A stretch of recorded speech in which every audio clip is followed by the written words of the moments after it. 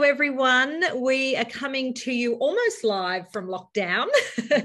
We are just recording this so that we can share it with you all. Now, Chris and I were just chatting. Obviously, last week I set a bit of a poll out there about dummy use, and I got so many questions, and I am continuing to get a lot of questions around how is Nor going with the dummy removal. And I thought it was a good opportunity. Chris is always my go-to, and she's just beaten me up about the way that I've done it this time because I've gone against her rules. Just my rules, just a weird way of doing it. I've gone a bit off the beaten track with what I've done with Nor, but there's a very good explanation which I'll share later. But I thought, what a great opportunity to cover dummies overall, because I think this is such a big one. I think people don't know when to introduce it, if they need a dummy. I know, that awful stage, Chris, where it falls out all the time overnight and they keep spitting it out and you have to kind of push through that period. And then, of course, there's the removal and at what age should we do that. So we're going to cover all of this today. But first of all, Chris, would love for you to share with us a little bit about, those very first steps for anyone that's a first-time mum or perhaps hasn't needed a dummy before. I mean, when would we introduce one and why? So we generally only use dummies as a tool for settling. Okay, so it's such an emotional thing, as you know, as a mum, and everybody has an opinion on what you should and shouldn't do. But dummies can be very, very effective at calming and soothing your baby. But we don't want to use it to muddle the rules up or muddle the cues for the baby. So, for instance, if we think a baby should feed every 4 hours and it's crying and we're using a dummy to make it settle and the baby's telling us, really, I just want to feed, then I think we're using it for the wrong reasons. So as a tool to help them calm, soothe and settle, I think it's a brilliant tool. But as you have pointed out, there can be problems along the way with using a dummy. So in the very early stage, babies, usually if they feed well, they'll sleep well. So in that first 4 to 6 weeks, if I feed my baby well, they generally, with a cuddle and a pat and a rock, they will settle well. And they generally don't need a dummy. Okay. But once they get through to that very alert stage around that 6 weeks mark and they're quite aware of what's going on, sometimes that's where we start to introduce a dummy. So with our breastfed babies, because they feed for such a long period of time, they're usually tired and sleepy after the feed, and therefore they go to sleep a little easier in that very early stage. Whereas our bottle-fed babies, they take a feed quite quickly, but they still haven't used all that suck and soothe that they need to tire themselves out. So our bottle-fed babies may get that dummy earlier to just continue that sucking that soothes them after a feed. But by 6 weeks, we really only want to use a dummy in relation to sleep and to settling, but not as a method of keeping them quiet in a time frame that we think they should be doing. Exactly, because I think that's, I feel like it's crying is one of those things that triggers people, and I think they want to fix it, and I think the dummy feels like a fix if I can stop this crying. But, Absolutely. I mean, 3 babies deep, I know. I mean, often you do learn more and more about those cues and what they look like, and you will miss those if you are, constantly putting the dummy in. So, and even when I start using it as a tool, I'm assessing the baby before I even use it. So is it due for a feed? Is it reasonable that it would be due for a feed, like every 3.5 hours in that very young baby? I'm also looking at, have I given it the right comfort? So checked it snappy, wrapped it to make it, calmer and quieter, rocked it, patted it, and now it's in a bed and it's still crying. Sometimes that dummy works really effectively. Put it in for a few minutes and your baby goes off to sleep. But there is a lot of people out there too that try and put that dummy in the baby's mouth and that baby's saying, I am not a dummy. Yeah, they reject it. Yeah, they reject it. And you need to be really careful of that because you're pushing something onto the baby that may not necessarily work. And actually the best way to use it is so it's an intermittent thing. It's just one of the tools in your bag, like rocking and patting and picking them up, that's in there to help them go to sleep. So when we're using it correctly, we don't go back and put it in multiple times. Yes. Okay. We need to stop and really look at what's going on for the baby if that baby's not taking the dummy. So if they take the dummy and sleep for the length of period you're looking for, great, fantastic. I've known many a baby who you put the dummy in at 7 o'clock and they sleep till 6 in the morning. You never have to get up to put the dummy back in. Yeah. But I also know many a baby who you putting it in and you constantly putting it in every 45 minutes or an hour and a half later. And that baby is trying to tell you something. One, the dummy's not working. Two, we have to go back and reassess. Is that baby still hungry? Does it need a different form of comfort to be able to soothe and go to sleep? So I don't think it should be a negative or a positive thing. It should be just used in the correct manner. And we need to look at our baby and make sure that they're giving us those cues and say, yes, this dummy's helping me. And I think also too in those early weeks, I mean, there is an element of the fussy period and the fussiness. They're going to cry and they're going to need comfort. And I think, like you say, if it's treated like a tool at those times, then fine. But yeah, I do hear a lot about the babies that do spit them out. And I remember Ishk, I think I tried to give it to her too young. I think Sabir wasn't at home for some reason. I can't remember how old she was, maybe about 4 weeks old or something. And I said to my mum, what do I do? Do I give her the dummy? She won't stop crying. And I remember she just kept spitting it back out again. And is that because I'm trying to do it too soon and she's not ready for it? Or no, I wouldn't say you were trying too soon, but I think what you were doing was missing why she was spitting it out. So she could be spitting it out because actually she was hungry and she was trying to tell you she was hungry. She could have been spitting it out because she had more of a tongue thrust, so the tongue was coming out. And you see this a lot in breastfed babies where they put their tongue down and out a little bit to take the nipple in. So I think in the very young baby, like a 4-week-old baby, I'd be standing back. If it didn't work initially and calmed and quietened the baby, and then you could remove it. So often in the very young baby, once they're asleep, you can remove it and they'll sleep for the length of sleep that you're looking for. So, you know, it can be this very intermittent thing that you're using in the very young baby. Those moments where there is a long period of fussiness or you've tried everything and they just won't go to sleep. So, but in the older baby, I think it becomes more of a cue, and that's when people make the fundamental mistakes. So they've got their baby in their arms, they're putting the dummy in and they're rocking and patting. So they're using every tool in the bag to get the baby to sleep. And what we really want to do is slow it down so the baby can learn. So, you know, my golden rule is when you use a dummy, we only use it in a bed, when they're physically in the bed. So, you know, this is probably the baby who's somewhere between 6 and 10 weeks old, you know, that's getting older, much more alert, much more aware. So that baby, I'd be saying it needs to go down, it needs to be tucked in, a mother or a parent is soothing it, rocking, patting, picking up, cuddling a little bit, putting it back down, and then try the dummy, because it might be just that thing that edges that baby over the edge to sleep, because they're sucking to soothe.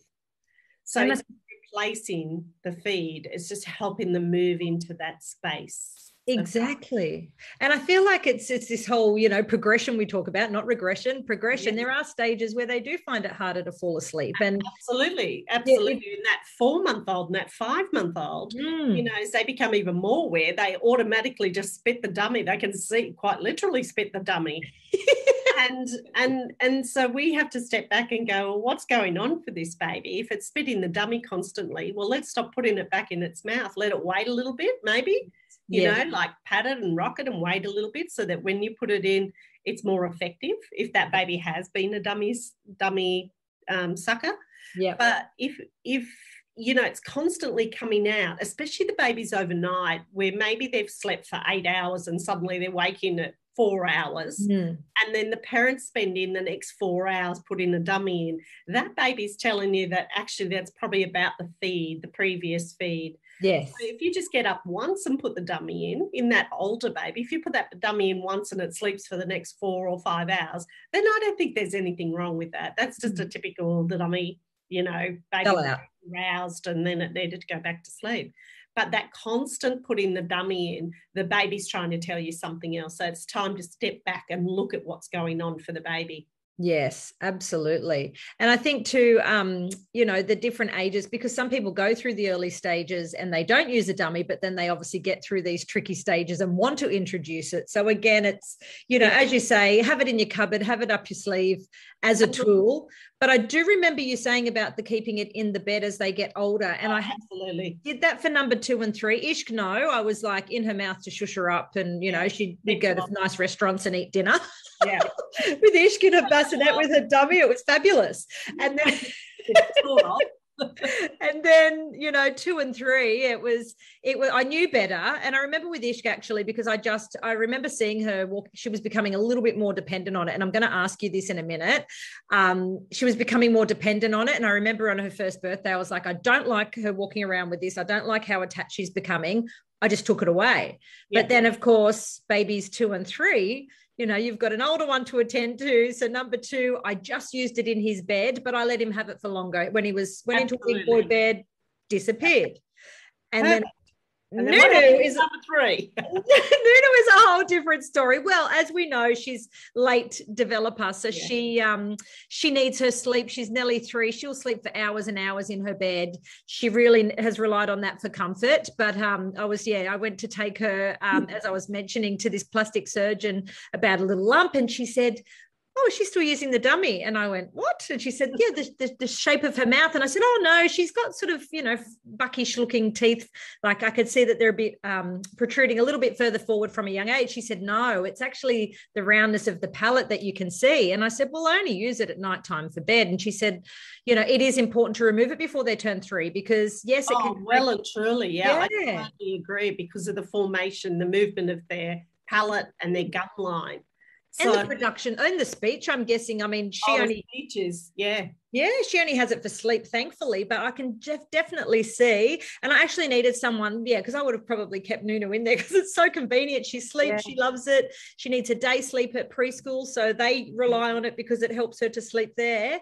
But the minute this woman told me, I was like, right, it's going. So I'm going to ask, I did the wrong, I'm not going to say the wrong. There's a lot of parents out there that suggest cutting the tips off dummies. And before I ask you how to properly remove the dummy, I will preface by saying Nor is nearly 3. Whenever we talk about dummy use, you must always follow the manufacturer's guidelines. I mean, cutting and altering dummies is not deemed safe. So by me doing it, she's nearly 3. All I did was I cut the tips off so it was weird for her that night. And she was like, oh, this is a bit weird. The second night I cut it almost to the bottom, and then she couldn't hold it in the mouth, so she thought this is a bit strange, and then I cut it off completely, and now she just holds on to the base of it. But I'm in the process of giving her a teddy bear instead to take it away. But now, how many days has that taken you with all your cutting and sticking? It was only a couple of days. It was only a couple of days, but I know that you're going to talk nothing now, or she's holding the base. She's holding the base.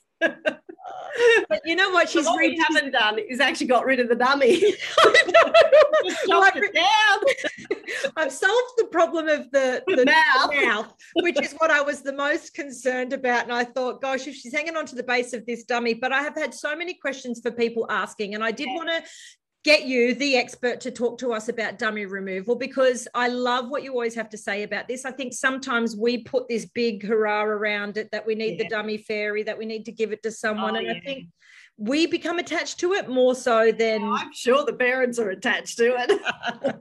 So I guess, what is a typical age? Like for anyone that's watching, obviously I've had messages from people with 4 months old. I've had some with 12 months, some with 2 and some with 2.5 years. They were the majority of the comments. It kind of all relates to the same thing.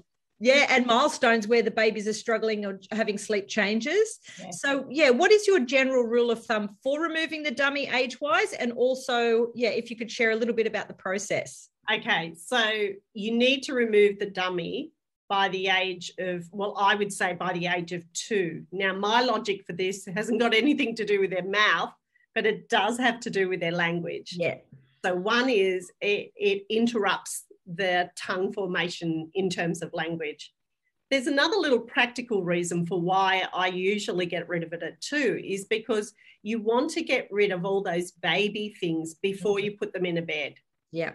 So I take the dummies away about a month to 6 weeks before you're planning to put them in the bed, so that they're still sleeping comfortably by the time you put them in the bed without the dummy. Because you can just imagine, if you wait till they're in a bed and then you take the dummy away, they're just going to get off that bed and follow you around to get that dummy. So I'm a person of, okay, they're contained in the cot, now I'll take the dummy away. So if the baby has been using the dummy really well, only uses it for sleep, and you're not getting up to replace the dummy several times in a sleep window, then I would wait till they're 2 and I take away all their baby things. So I take away their dummies and their sleep bags, and, you know, I'm slowly getting their cot ready for the transition into a bed, which is what we've done with the others as well. Yeah. And then when they're comfortably sleeping in the cot again, maybe with a snuggly toy, because they're much bigger and much older by now, and they can have their Ted or their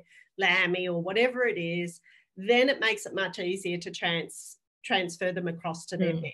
So that's the baby who's hung on to their dummy. But generally in that first 2 years, any point where you're getting up several times to put a dummy in, or they're throwing it on the floor, so you have to go in and put the dummy in, it's time to get rid of the dummy. Just get rid of it, yeah. And that could be as early as 4 months and as late as a 2-year-old. So I think it's more the technique once you decide that that's the reason for why the baby's waking, you know. So if you're up every hour and a half putting a dummy in, it's probably time to consider throwing that dummy away. And I am much more black and white than you. I just get the dummy and I throw them away. And you need to get rid of them all, so there's no sneaky ones. Got that secret dummy that's in a drawer or in the bottom of your bag, and that crazy 2-year-old will go and find them anywhere. So you do have to actually throw them away. And I'm not a let's make believe. I'm a, okay, you're a big girl or a big boy now. It's time for those dummies to go away. You know, let's go and find a snuggly, cuddly teddy to take to bed. And usually they throw that at you because they're so offended that you've taken the dummy away.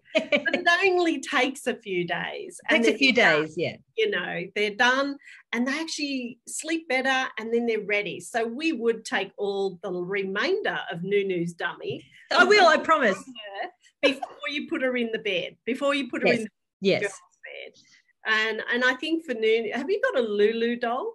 No, I don't. But she's found a little Care Bear, believe it or not. This purple Care Bear, that is my, that's Ishk. So it was a gift for Ishk, and she calls it, because she's just learning to say 2 words together. And she's been practicing saying baby bear. So now she just, when she was today for her lunchtime sleep, going baby bear, baby bear. So she got her little baby bear. So I think we're there. We can take away the others. Okay. So we take it away. She's, you know, now got a snuggly, and then in a couple of weeks we think about putting her in her bed. Yeah. But that's the transition. Around that 2-year-old age is a good time to get rid of them. And weirdly, it'll feel like the hardest time because they can stamp their little feet, especially if they're used to it sitting in the car and in a pram and all those things. We really have to restrict the dummy to physically being in their bed. Yes. And I think that's the key when we're using a dummy effectively, that they only get it in the bed. And from about 6 to 8 months, I actually sort of put my hand out as if you've got to put that dummy in my hand before you get out of that bed, which I'm sure you did with your kids. I do. No, even with Nunu, with all of them, it's dummy in the bed, and they whick it in there. They get, you know, they love feeling like they're doing the right thing when you encourage them to do that. Right. So, you know, I think my sister used the dummy fairy, but my niece just sat on the back step for a week calling for the dummy fairy. So let's just tell them where the dummy's gone. Yeah, dummy's going. I've known 2-year-olds to also go and search the bin, so maybe have to put it on the outside bin. Oh dear. And what would you say, because someone did write in saying about the whole traveling and, you know, using it for, you know, aeroplanes, which is very convenient, or certain places, if it has become a use outside of sleep. So say this person's depending on it all the time during the day, they're really attached, but they want to limit it to nighttime. Is it advisable to do that, or is it just better off just getting rid of the whole thing for sleep? No, I just get rid of the whole thing all in one go. Okay. I don't think it, you know, maybe doesn't suit well with children. So it's either they get confused or it's out. Yeah, they get confused. Okay. So I don't know how you could say to a child, well, you can have it in the car and the pram and the plane, but you can't have it in your bed where you were having it in your bed. Yeah. Okay. So I think if they never had it in their bed, but I've never known a child to do that, but if they've never had it, I think that's different. But I can't imagine, and generally with children, maybe doesn't work. Maybe I will, maybe I won't. Doesn't work for them. It's either in or it's out. And they get smarter as they get older. I mean, if you are using it, if you're trying to take it away in the day and still using it at night, they'll get confused and then they'll just start asking for it more, or they'll find the hidden ones. I know with Zarek, he was trying to steal his baby sister's dummy at one point, in there. Have a little suck. Have a little suck. But even in the toddlers, I say, if you want that dummy, you've got to get in the cot. And they go, okay. Okay. Now I'm going to have to put you in the cot. And I think, and would you say for those that have a choice, so maybe they're 12 months in, 4 months or 12 months in, and they're already questioning taking it away, and you're saying obviously by 2, as long as we do it by 2, is it worth waiting till then, or if you can take it away earlier, is it better? I mean, I guess I don't think it makes any difference at what stage or age you take it away. Okay. But I think it needs to be gone by about the age of 2. When do they become more attached? Like more, it becomes they're attached. They're attached already. Yeah, from a very young age. It's that. Yeah, from a really young age. It's just more that they're vocal as they get older and Absolutely. They know how to. Are more aware when they get older. So you could have a 6-week-old that's had it for a week and then they'll be attached to it. So I think the attachment happens quite quickly. Like anything we do with them in a repeated way, they soon learn that that's a cue or a tool. So I think in this case, it's more when it's not working for you and in your heart, you know it's not working, that's the time to take it away, whether they're 4 months old or whether they're 14 months old. But the 14-month-old will really tell you about it. That you've taken away their tummy. Where a 4-month-old, I could probably pat them and cuddle them and comfort them a little bit more. Yes. But I have to say, like everything in parenting, it only takes a few days for them to adjust to it. Yeah. Our commitment to trying to help that child make that transition from one stage of having the dummy through to the stage of not having the dummy. Exactly. And, a lot of us would say they then learn to sleep independently and they sleep better for those children who haven't been sleeping well. In Nunu's case, she just needed something else to soothe her when she went to sleep. Yeah, and it was interesting. As I said, I did it over about 3 nights, and I think maybe it was just before lockdown. So now I'm too tired of going to bed far too late to be dealing with anything. But yeah, I was surprised straight away. She didn't whinge about it. She looked at me first as if to say, "What on earth have you done?" Yeah.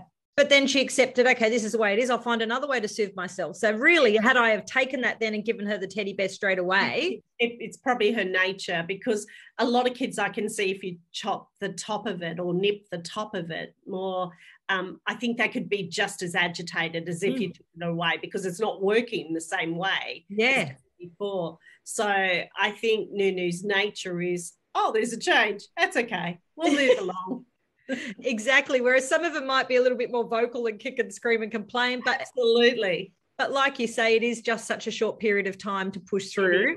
It is a very short period. And I think the hard thing is that, in parenting, there's a lot of people's opinions. But actually what you have to do in the end is what's right for you as a family, and you have 3 children and they've used the dummy in 3 very different ways. Yes. So I think you have to meet that child's needs and understand when they need to let go of it or not let go of it. Although it's very odd seeing 4-year-olds with a dummy. I think that's... Yeah, it is. And I think I do. And I see a lot of people post about that saying, this is my way, don't have a judgment. And that's fine. But I guess when you speak to experts like yourself and you know how it can affect speech and, the plastic surgeon, her telling me it can actually affect the structure, then this is where I love calling on the experts, because we need to educate people that this can be, causing problems. And I think people need to know how to use it in the right way, in the correct way, so that they get a balance and that it's not right or wrong. It's just that it's a considered thing that they've done for their child and said, yes, we'll use it for this length and that'll be fine. And like you said, you thought, oh, this will be fine for Nunu. She'll just keep using it. But it was when somebody pointed out that change in the jaw and the gum line. Yeah. But she's closer to 3, whereas the others would have lost it earlier. Much earlier. Yeah. I mean, the others were already in a big bed by now and they'd already dropped the day sleep by 2.5. So I think, it is about looking at your situation and your child. If they are still having a day nap, it is harder to get rid of so I like what you say about the prep before they go into the big bed. And I think too, just to be mindful, obviously too, with anything like the dummy, hygiene, you have to be extremely, especially now with everything going absolutely. So that's why I only use it in a bed. So it's in the child's bed. Sometimes I suggest put in a little container in their room and all the dummies go in there. But once a day you should pick up all the dummies, wash them in hot soapy water, rinse them in hot water and let them air dry just to clean them. Remember that we've got more bugs in our mouth than you probably got on your floor. So and the other one is, please don't put it in your mouth and then put it in your baby's mouth. Yeah. That does not work. So there's all those bacteria that are in your mouth and you're transferring it through to your baby. Yes. So, it's the same as sharing spoons and food. I'm very big on that in my house. Suck the dummy and then put it into the baby's mouth. I think that's, one thing I'd really, really step back and really consider what you're doing when you do that action. Exactly. And I think too, snotty noses, daycare bugs, daycare flus, and if you're continually using the same dummy, it can get pretty gross very quickly. And then finally, I wanted to just ask, obviously there are unique situations. So when we were talking about Ishq earlier, I remember now she had her cow's milk protein allergy. So we had a lot of tummy pains, kicking of the legs, discomfort. Would you say in those situations, obviously, or Premie babies, I guess, is a whole different situation again? Is it, I guess, just about, reaching out and understanding what that is? Because often those babies with a lot of gut problems or those, early reflux signs, sucking actually soothes that baby. So sometimes sucking the dummy actually just helps them, the gut and the sphincter stay shut. Yeah. And that really soothes the baby. So we're using them for all sorts of different reasons. And it's just about how that looks for that child. So when they're in that early months of discomfort, it might work beautifully. But as they get older, she may not need it as much. And so we can restrict the use of it at that point. So really just sit back and think about, is this actually working for you? Yes. And sometimes even the shape of the dummy matters, like whether you use a cherry or whether it's a flat one or whether it's got a heavy end on it. So there's so many different things. There's about 100,000 dummies on the market. I had the big rubber one, Chris. Yeah, the big rubber. The big natural rubber one, and it didn't last very long. I thought, it's too heavy at the front. Like it just falls out. Bigger than a face. So some people say, I can't get my baby to take the dummy, and then you put a much lighter one in and they go, oh, look at that, it worked. And there's different sizes for different ages. I guess absolutely. It's like bottle teats. Bottle teats as well.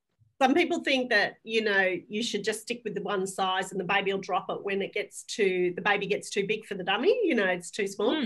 But actually that doesn't work well because then that becomes a choking hazard. So you should move your dummies up in the sizes as they have them because they're meant for safety reasons they've produced them in a way that it reduces the choking hazard. Yeah, exactly. And also too, because I regret some of the bottle choices I gave Zarek and Nunu, who both of them need speech, support. Yeah. He's got a lisp and all the rest. And I thought, I wonder what part of him actually, using the Camelback water bottles too early at their tongue. See, I'm a big, you know me, I'm a big, give the child a cup. Stop give them a cup. Walking around with sippy cups and bottles of, with straw cups on it. Yeah. They should be having cups so they use their tongue and their mouth in the right way. And it's like a whole generation of kids can't use an open cup by the age of 5. And yet a generation ago, they were using a 2-handled sippy cup at about, a year. So I think it's very interesting to see how these tools wave through generations of raising children. Absolutely. I think we've got another video in that, Chris. We can do a whole other series on. Yeah, I think so. It's a good one. But I think that's been really, really helpful because I said, it's such a gray area. There are so many, like you say, there are so many opinions out there. And I think this is the information you should really take with you and really form your own version of what it looks like for your family. Yeah. Absolutely. And so just get the information that suits you as a family and be aware. And I think then it'll either work beautifully or you'll be getting rid of it really quickly. Yeah. No, that's been super helpful, Chris. I know a lot of people will be very grateful. I hope I've covered everyone's questions that were sent through. There was a lot of them, but that is a really great overview. So as always, Chris, thank you so much because you are welcome. Glad we can chat. And Nunu is not having the bases of the dummies when she goes to sleep. With baby bear. But this